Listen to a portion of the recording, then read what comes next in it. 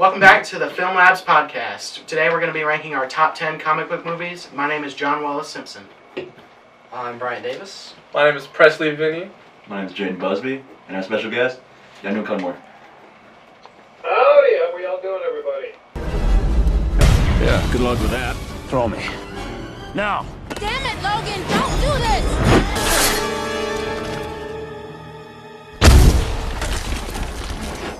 I have been in the film industry, now I'm aging myself, almost 20 years, which is crazy. I've been very fortunate to play around in some really cool movies, X-Men movies, the Twilight movies, tons of TV shows in town here in Vancouver, The Flash, Legends of Tomorrow, Arrow. I was in a really outstanding, top-notch movie, Baytown Island. Let's go. And I have played on the wonderful world of stunts and the wonderful world of acting. So I get to have fun all the time. And I've just finished up doubling the lead on Guillermo del Toro's Frankenstein for the past 6 months. So that's kind of me in a nutshell, man. A father of 2 kids, married for 12 years. Not super exciting, just a boring old dude who likes to play around in movies. With our number 10, John Wallace. Alright, so my number 10 is the most recent comic book film, Deadpool and Wolverine. I just had an absolute blast with this film. It's one of the funniest films on my list. It's got great action sequences. Ryan Reynolds and Hugh Jackman ham it up and give great performances as Deadpool and Wolverine respectively, and they mesh well together, and it's really entertaining and fun to watch. My number 10 is X-Men First Class. I thought it was a pretty good reboot to the series and kind of brought on the new area and the just lighter comedy, and I just enjoy the movie. So my number 10 is Captain America Civil War. You know, we got Team Cap versus Team Iron Man. You can literally disregard all of that movie, and the action itself could get that on the top 10. Like, just, you see both teams fighting off against each other. Bucky is awesome. The introduction of Spider-Man in the MCU, you literally just can't go wrong with it. And for my number 10 is Batman Begins. A amazing movie that started off the trilogy. Christopher Nolan, he did a wonderful job. Obviously, Bruce Wayne, a charming individual. Christian Bale. Bruce Wayne is one of the best, if not the best, superhero movies of all time. I guess that leaves it to me. What's my number 10? Yep. Yeah. This is something that I don't even know if you guys wouldn't even know, but it is a little movie called Condor Man. I don't even know if it falls under a comic book movie, but it was something that Disney did when I was a kid, and I loved it. It was cheesy and hokey, but when you're like 8 years old, you think it's the most amazing thing in the world. And it was so obscure. I know you guys are kind of looking up in the air like, what is this guy talking about? But it was fantastic, and there was a bunch of really cool Porsches driving around in it. So that was like my number 10 right now. Alright. I've never heard of that movie before. No, trust me. Yeah. Not very many people have, but that was my jam when I was a kid. Heck yeah. Alright, so my number 9 is another relatively recent one. Came out last year, Guardians of the Galaxy Volume 3. Nice. This was an incredible send-off to James Gunn's Guardians trilogy. Ended up all the characters in great positions to where they can still go on, but it's not necessarily required. And the ending is absolutely incredible. One of the best endings to a film I've seen in a long time. And overall, it's just a great end to all the characters' arcs. As a movie theater employee, watching that ending a million times was probably the best part of last May. My number 9's got to be The Dark Knight Rises. I feel like it's just like the perfect ending to the trilogy. Honestly, I would argue that it's one of the best trilogy endings, period. And just the way it caps it off and also keeps it related to all the previous movies, I felt like it was really well done. I love Bane. Bane is so awesome. Such a great villain. Yeah, I'm surprised that a lot of people view it as the worst of the trilogy. I think That's what I said. I think it's better than Batman Begins. I agree. I think it's way better than I Batman disagree with Begins. that. Yeah. I just like, I don't know, R.I.P. Heath Ledger, because that's supposed to be like another great career. Yeah. That wasn't Yeah. Batman Begins. That was Dark Knight. Well, no, but he's supposed to be Dark Knight Rises. He's supposed to be Oh, Batman I thought Rises. you were saying like Heath Ledger being part of Batman. Because No, that's no, what no, made it no. better. All right, so my number 9 is Avengers Endgame. You know, it's the ending of the original, like Avengers cast, because you know Tony Stark dying. Pretty much everyone goes their separate ways. Captain America returns to Stones, to wherever, whenever they are.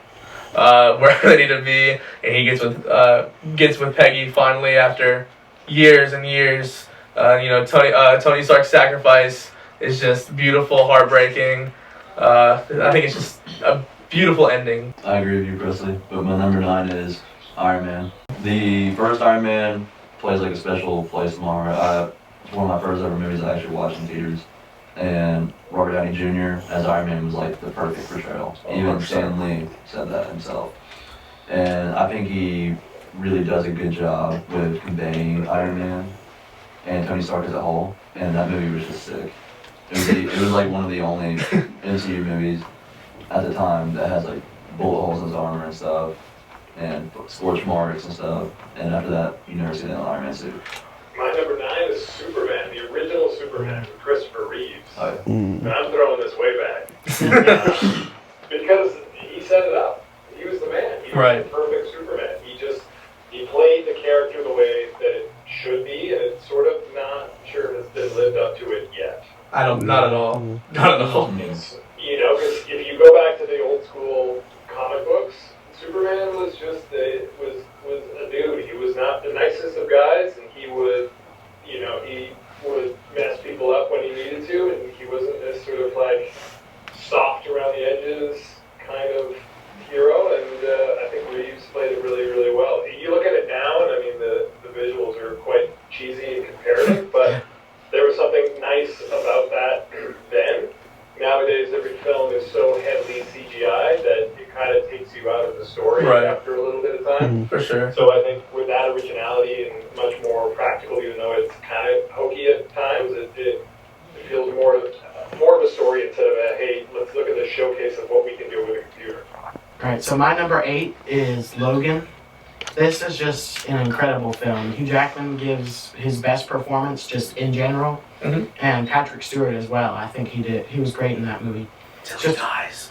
Yeah, he does die. That was a very sad part. Yeah, but it was just an incredible film. It gave this great emotional story about Logan opening himself up to his new daughter Laura, and eventually sacrificing himself to save it. In one of the saddest scenes in film history for me. For sure. I rewatched it yesterday, and that still got me teared up. I'm about to put Spider-Man 2 at my number 8. Okay. I felt like it was probably the best, in my opinion, of the Tobey Maguire Spider-Man movies, and Can agree with that. Yeah. I mean they're just superhero classics, you know. Yeah, I do like Spider-Man 2 is good, but for my number 8, I have the Amazing Spider-Man 2, which is easily my most controversial pick on this list. Andrew Garfield is amazing. I love the visual effects. The one thing that I will say about this movie, the dialogue is so cheesy, but that's just how it was. I love Emma Stone and Andrew Garfield. Just in general? In general, yes, but their chemistry in this movie is just like amazing compared to any other like Spider-Man and Gwen or Spider-Man and MJ. Nothing beats Andrew and Gwen. I love Electro. I think Electro's such a misunderstood villain. He's just a normal guy, and he didn't know what was happening, and then he just became hated by everybody because he was confused. And I think that it was very valid of him to be a villain. I think it's way too overhated, but I wouldn't necessarily call it top 10 material by Yeah, any it wouldn't be in my means. top 10. Maybe You it was guys, a little- you guys are wrong. Maybe I will barely agree. scratch the top. You guys are 30. so wrong. I will- Top 30? Yeah. What? I Yeah. will agree on the visual. And visual. Emma Stone, she is She's amazing. amazing. Amazing. And Andrew Garfield did have a really good performance. But the dialogue and the plot. Green Goblin. Goblin. Rhino. Shut up. Rhino could have been awesome. He could have been, but they cut him off like as soon as he got. Yeah, that was Okay. For my number 8, I chose The Batman. Nice. It when I first went to watch it, it kind of like blew me back because people were comparing it to The Dark Knight, and I will say it is up there. It's pretty close, but it's nowhere near The Dark Knight. But the Batman, it set the tone for any future movies with Robert Pattinson as the Batman. He was good. He was good From Batman. vampire to Batman. Like what a transition. But I just like the darker and grittiness like of Gotham that it portrayed instead of like the Dark Knight having, you know, day and then nighttime. It was just purely set in nighttime. And I love that. I got The Watchmen at number 8. It was really, for me, Zack Snyder's visuals and the way he would transition in his action between slow-mo and then ramping to full speed. Also just I think the cinematography in that was great. And I like when comic books play a sort of dystopian, gritty, real version of things. The sort of bubblegum softness of certain movies, like a lot of the Spider-Man movies I can't get behind because I just, I can't get over how long Andrew Garfield's neck is. Like, Tobey Maguire dancing is amazing. So, right now I'm at number 8, I'm hitting up with The Watchmen. Heck yeah. It was raw and violent, and I was all about that. And Jeffrey Dean Morgan. Jeffrey Morgan. He pisses me off. He pisses me off only because he's so damn comfortable when the camera's rolling. It just drives me nuts. Like it's like a walk in the park for him, but he just knocks it out of the park every single time. Like I'm like, just can you show one hint of nerves when you've got the camera rolling and it's so you're close up, not just something to show that you're human? The answer is no. You cannot. He's just perfect. No, he either just doesn't have nerves or he's stoned. And I'm not sure which one it is. Alright, so my number 7, Presley, you had this a little lower on your list. I have Captain America Civil War. Yeah. This is just a great movie overall. It's a really good political drama in many aspects about characters fighting over how superheroes should even operate. Right. And it puts a really realistic tone to it while still having those fantastical elements of a man in an iron suit and Spider-Man and all that.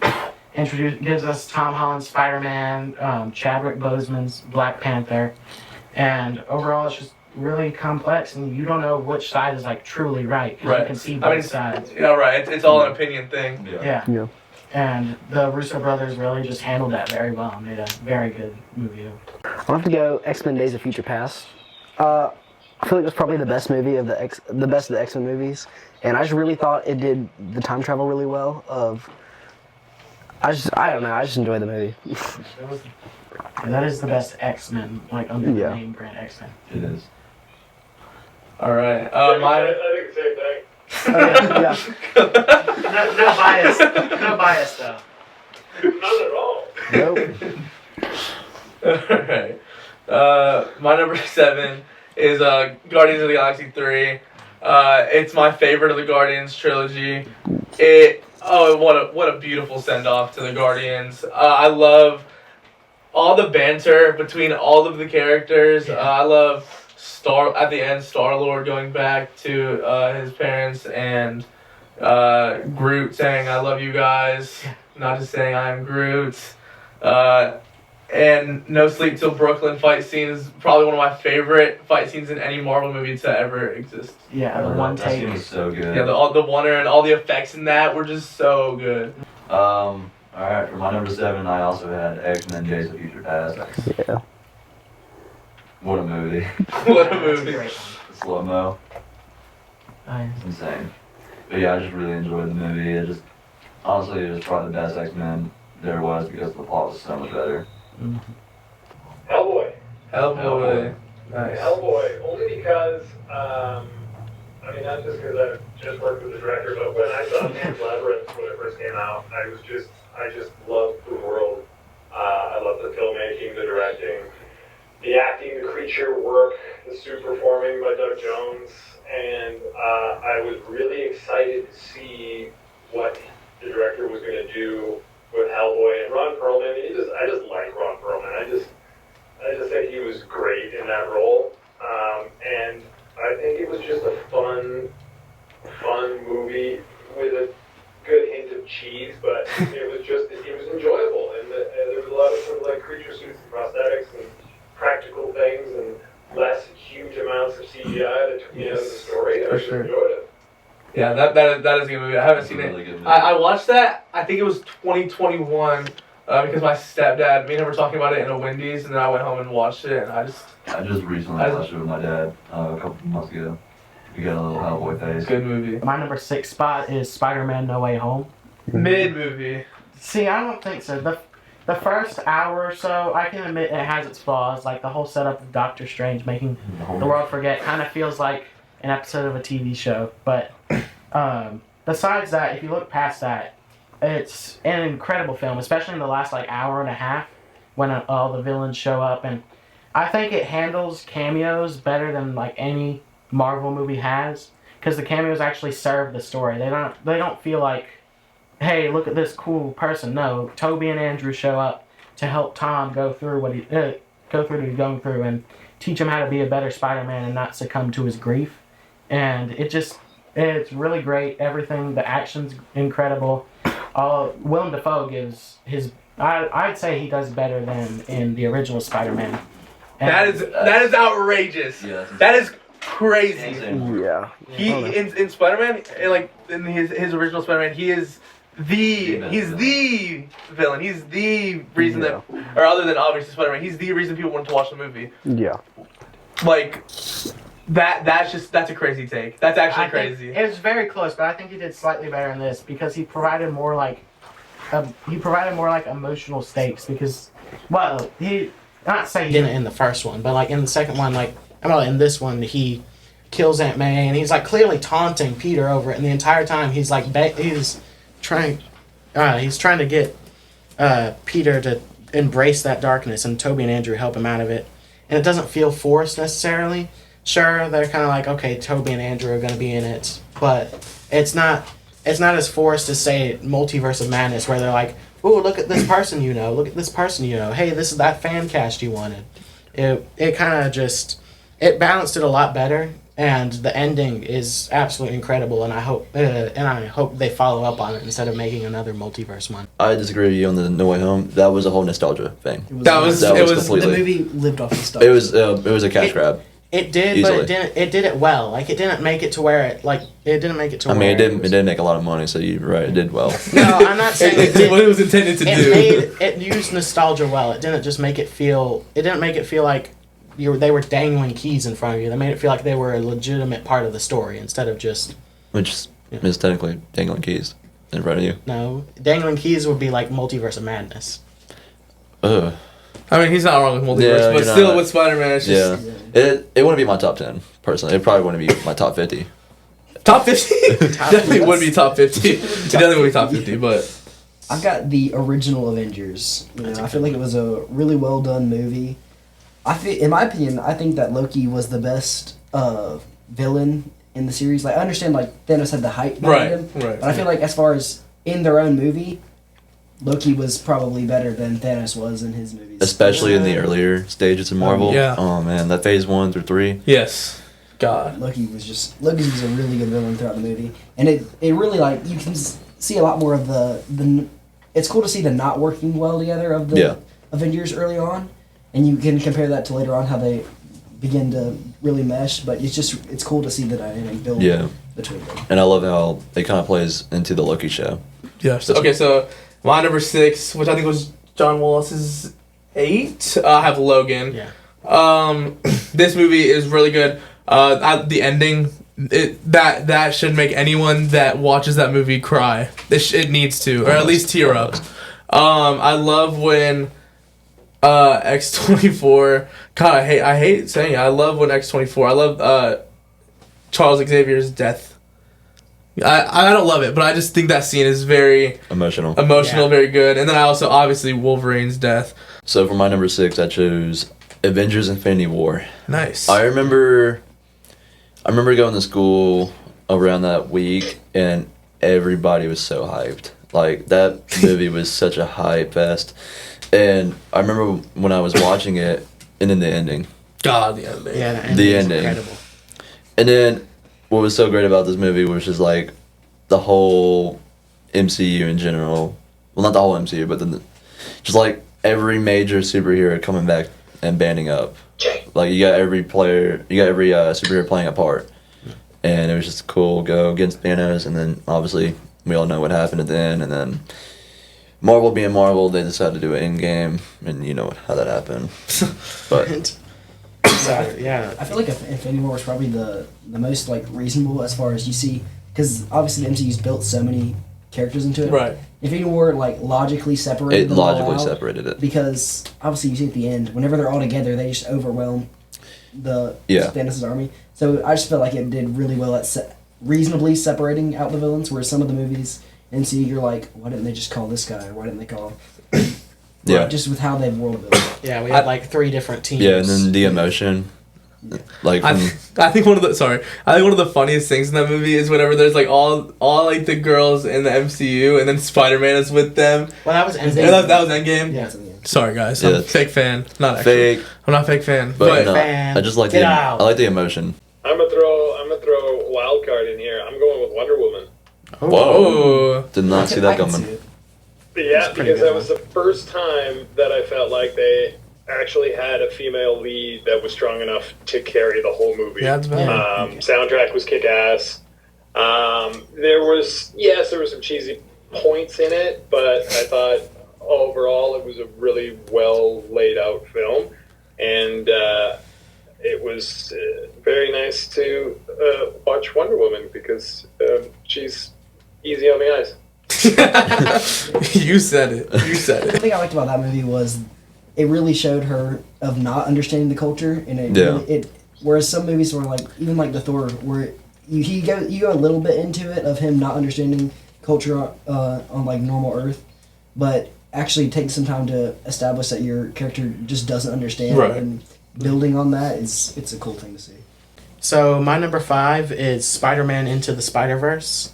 This revolutionized the animation industry. Now you have all these films popping up. Teenage Mutant Ninja Turtles, Mutant Mayhem, Mitchell's vs. the Machines, Wild Robot, which is coming out soon. They're all inspired by this film. And overall, it's just an incredible film. Like, there's pretty much no like major flaws I can point out with it. Like, the leap of faith scene So good. is So one good. probably in my top 3 film moments of all time. It is just incredible, and all the actors do great jobs. Haley Steinfeld, Shanique Moore, Jake Johnson, all great. Nick Cage. Oh yeah, Nick Cage as Spider-Man Noir, and John Mulaney. Everyone's great. All the cast is incredible. All right, I'm gonna have to go with the original Guardians of the Galaxy. Nice. Nice. I feel like it was the real like shift of Marvel to the more comedic side, and I thought it was really good. And you can see kind of the other movies that build off that later on. Mm-hmm. And it was completely unlike what Marvel had been doing up to that point. Right. And it also went farther in depth on to, of course, Thanos and the Infinity Stones. It gave you like a more direct view of everything. Because obviously a lot of people understood what was the base of it, but it kind of more introduced it to all the non-comic followers into the movies. Yeah, and the soundtrack. Let's just talk about the soundtrack. Yeah, Oh, soundtrack. oh my god. Soundtrack is I feel like that incredible. for all the Guardians movies though, but the soundtrack for the first one is just you can't beat it. You I can't can't- beat it. like, the I can't- intro. I can't rank the soundtracks. It's The like naming intro. a favorite. And I love how they chapter. tied back into it during Endgame. Oh, do- with the yeah. Yeah, come and get your love. Yes, So- so good. My number 5 is Infinity War. And we just had our whole discussion on Infinity War. I think it's so good. The only thing I have against it, which I know they had to do it, but the cliffhanger just like I did not want to wait for the next one, and that was the point of it, so the Endgame could It kept you on your toes for the whole Easily. year until the next one came out. My number 5, Sam Raimi's Spider-Man 2. What a wonderful movie. The best of the trilogy. Doc Ock The power of the sun in the palm of my hand. and the train scene. Yeah, Let's talk about Transhuman's that. iconic. That's iconic. But it is pretty funny how they say he's just a kid when it's clearly a 30-year-old. For sure. So I'm not trying to hide the fact that he was older. I'm going with Guardians of the Galaxy as well. Nice. Yeah. Volume 1. It was just so entertaining and fun. And, you know, Marvel's always had their sort of issues with things looking a little kind of like soft around the edges and a little too, I guess, like, weak. Has always been my problem, where DC likes to play in the darkness of what some of the actual comic books are. But they just played right into what the fun of what this comic book was, and James Gunn, he knocked it out of the park, obviously, with the soundtrack.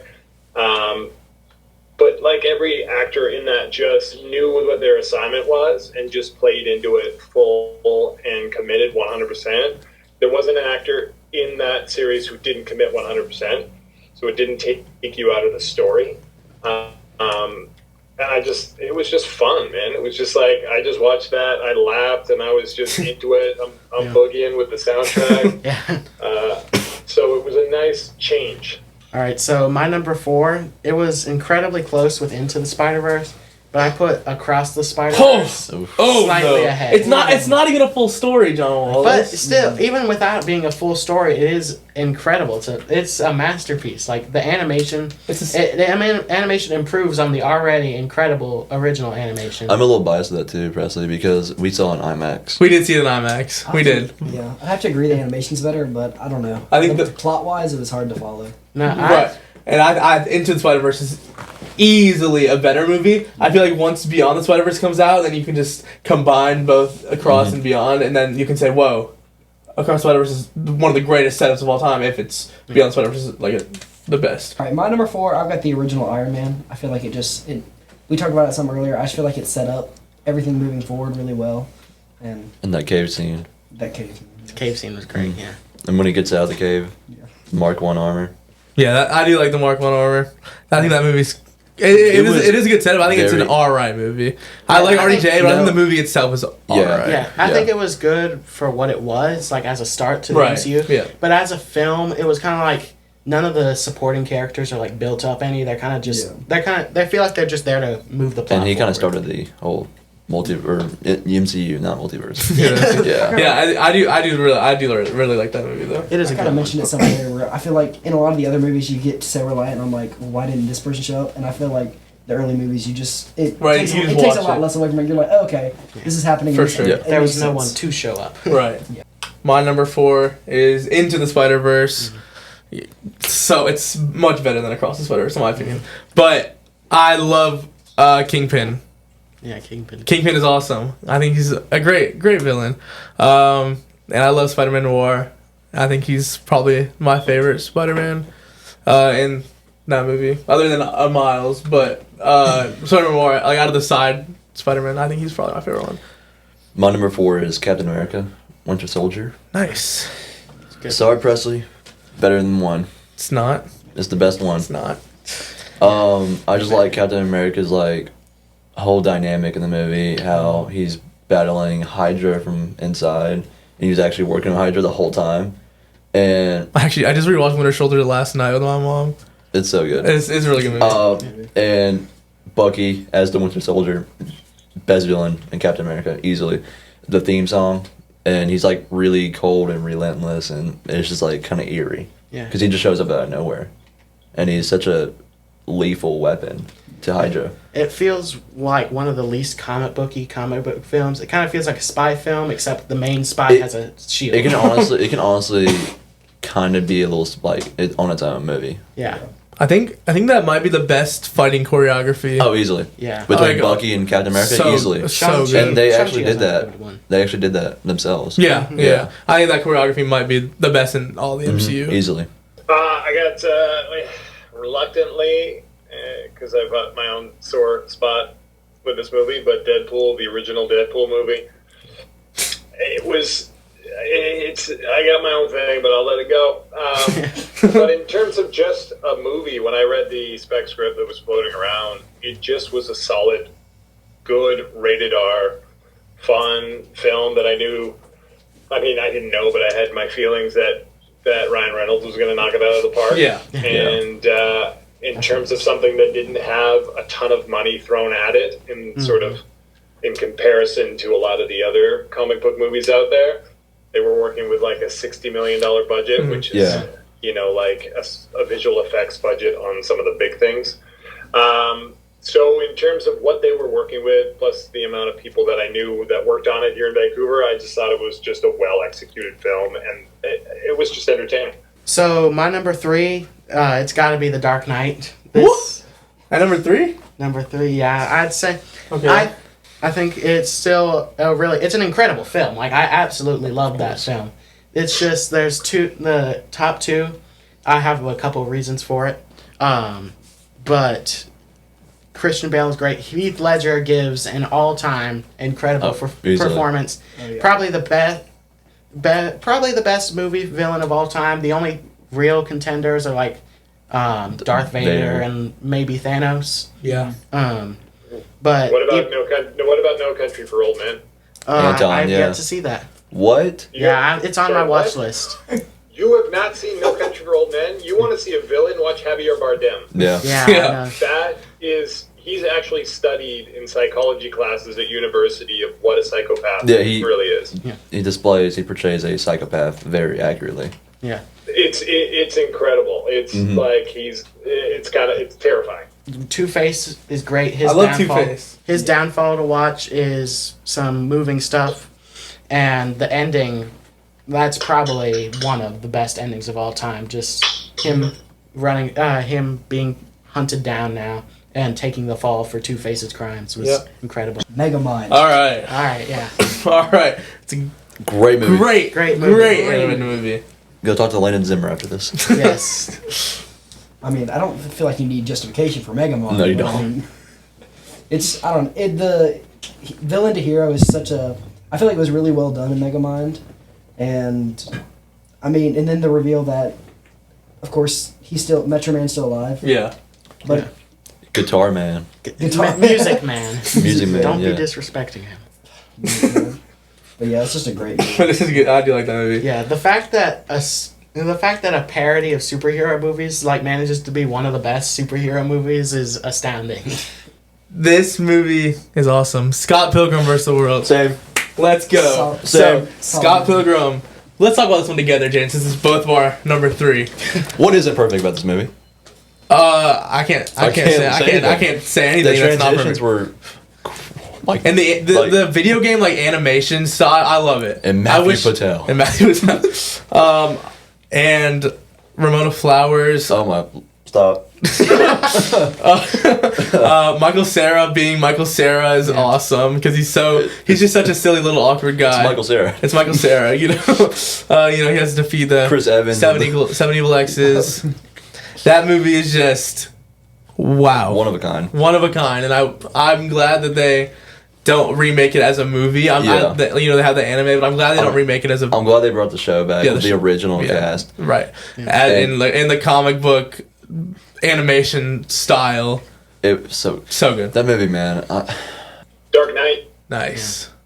Yeah. Dark Knight, because of the pure fact of Heath Ledger. Yeah. It's valid reasoning. He was just so unbelievably good that I just wanted to just keep watching him.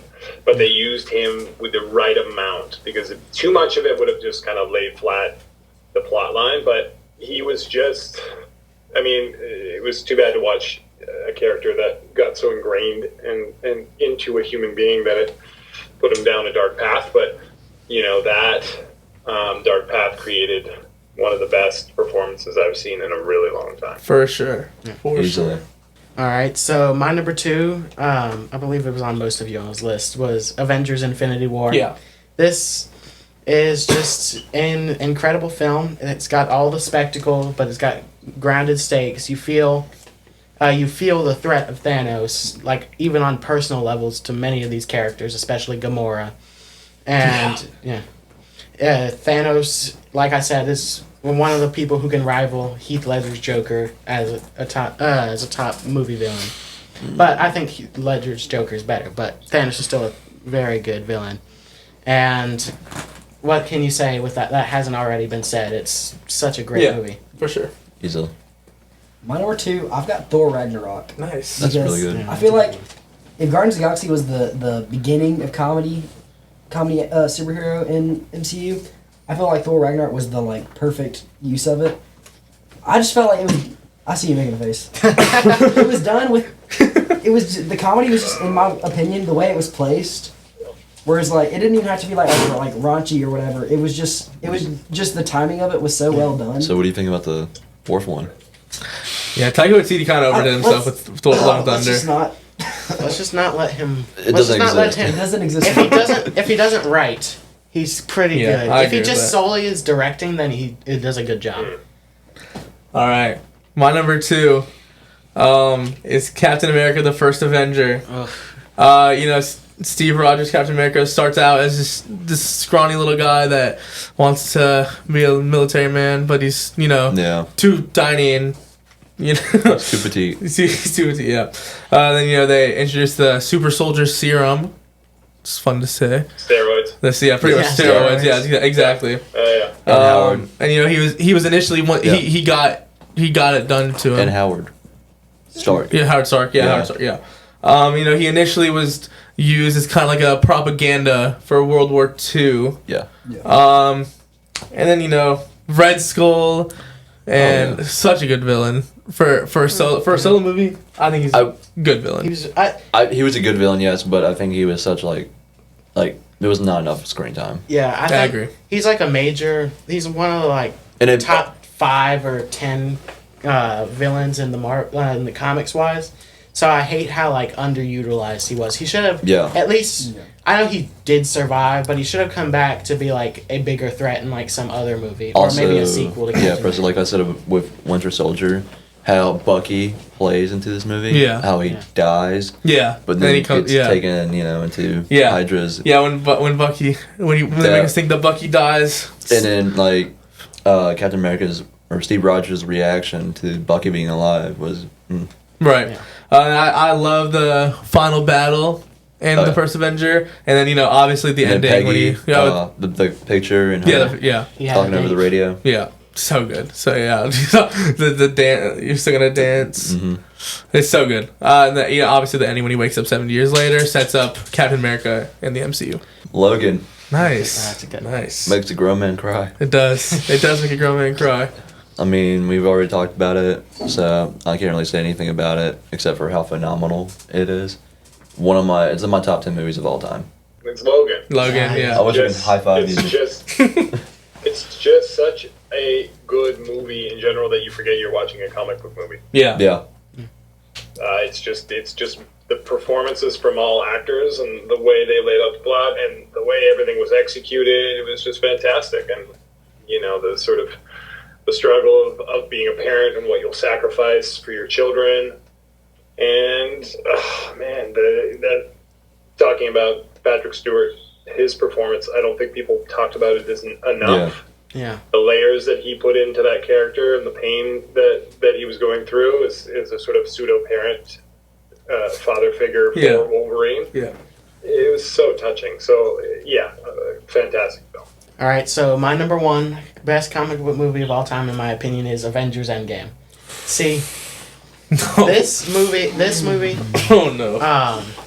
I really liked movies at the start, but Endgame made me love movies and made me obsessed with them. Opening Thursday night preview screening was packed to the brim. of course. Everybody was cheering and applauding, Sold out 6 months ago. and there's so many iconic moments. Captain America picking up Thor's hammer, Iron Man sacrificing himself to save Everybody. yeah. But also Avengers Assemble. I've realized that I really love when that point in movies where the characters are at their lowest point and they rise up to overcome that. And that's just the entire movie. The entire movie is them being at their lowest point after losing in the last one. And I just really found it. There's plenty of plot holes. There's a ton of issues with it, but I can ignore all that because I just absolutely love this film, and I can't I can't deny that it's my favorate. My number one's got to be The Dark Knight. You know, I think. Me I too. think we all I have think we that. all have Yeah. Dark Knight as number one. The Dark Knight is number one. There's been enough said about it, but I mean, Heath Ledger in that movie. God, it's so good. so good. So good. Look, he is neck and neck with Darth Vader, easily. Not performance-wise, Heath Ledger takes. Oh, the for cake. sure, for sure. Yeah. But you know, as a villain, I can't choose. And then obviously the meme recently, the Jonkler. Oh That's yeah, so stupid. God, so The dumb. Jonkler. No, but I just- Heath Ledger. I man. can't get over the movie. So it's so good. We recently, well, not recently. When was it? It was last June. September. September. Oh, it was last A year September. So a year Hey, ago, it came all three movies came back out in theaters. And, for one day. Like all three of them and played it was like simultaneously. 12 hours. We were in that theater from 11 a.m. to like 9 or 10 p.m. PM, yeah. That was my first time seeing it, and so Dark Knight and Dark Knight Rises, and it was on the big screen. So good. So it was like that was an incredible experience because I was like whenever Dark Knight came out. So getting to experience that for the first yeah. time in theaters. I wish was I could have seen it. incredible. I wish I could have seen it for the first I wish. my first time in theaters. But Christian Bale did a wonderful job. Best Gary Batman. Oldman. Gary Oldman. Oh. Everybody in that cast is Yeah, a great job. everybody. Morgan Like Freeman. In my opinion, that's the perfect trilogy. it is. Oh, 100%. Well, no, because of Dark Knight Rises. Dark Knight Rises is good. It's good, but it's It's better than Batman Begins. Batman Lord of the Begins. Rings is the perfect Yeah, trilogy. Lord Lord of the Easily. Rings, Fair. Star Wars, Easily. OG one. Star Wars. This one's just personal because it was the first time I got to play in the world of comic books, and that was X-Men 2. Yeah. Yeah. Okay. And it's purely for my own experience. For of sure. being Yeah, it's on valid. a Yeah. massive, huge set with the responsibility of playing a iconic character. Unfortunately, I didn't get to do a Russian accent because the director wouldn't let me, and I had 3 credits under my name, and it was going to be almost impossible to argue with the director at that point. But in terms of just walking onto a set and seeing Patrick Stewart and Halle Berry and Hugh Jackman and everyone involved was just kind of like a pinch me moment, surreal, very surreal. But all in all, a fantastic experience for me. So I got a question. How was working with Hugh Jackman? Fantastic. Couldn't be a nicer guy. Like, Yeah. you kind of think sometimes, you never know. You never know. The problem is so much is written in the media from individuals who have certain meetings with actors and performers, and they may be on an off day, and then Yeah. it's written up that they're a difficult person. Or Hugh Jackman's never had that, but you never know what you're going to get. And you show up with him, and he's just solid to the core. Very professional, loves what he does, very talented. And I've found with all of the sort of high-profile actors and actresses that I've worked with, the very talented ones are the nicest ones. The ones that are kind of like on the fringe, more on the lower level of performing and acting, and they tend to create more issues. Yeah. Yeah. I did have one question. So you said you tried to do a Russian accent, but Bryan Singer wouldn't let you. Think you could give us a little taste of that Russian accent?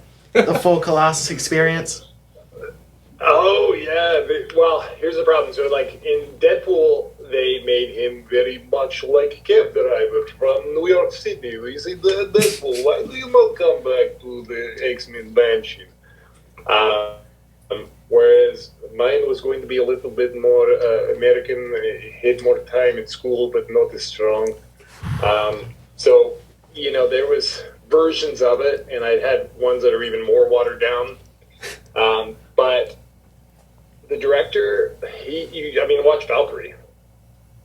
You've got Tom Cruise playing a German with an American accent. You've got British actors with British accent playing Germans. And then you have Germans with German accents playing German Nazis. So he never lets actors put on an accent. Yeah, and it's unfortunate. And in hindsight, if I was at this point in my career and a director was like, I would have been like, well, we're not gonna do the performance then, because it's so iconic for the character that that should have been it. But like I said, when you're 21 years old and you've got 3 film credits or TV credits under your belt, and you're up against Bryan Singer, you're kind of like, I'm just gonna just going to say yes, sir. Right. Thank you very much. Right. Yeah, he's never been the biggest one for comic accuracy. No, not really. All right. Thank you for coming on the podcast. Thank We you. appreciate Thank you you, a man. No lot. problem, guys. I got to run. I just realized I got to go pick up my daughter from school. All right. All right, well, man. Bye. Thank you so You stay much. safe, Thanks you. for having me, everyone. All right. Yeah. I had to see if he'd give us the Russian accent. It was great. Oh, he was, dude, he was Yeah, cool. great. I That's cool. love him. He's such a cool guy. Thank you guys for watching this episode of the Film Labs podcast. Next week we'll be doing our top 10 rom-coms.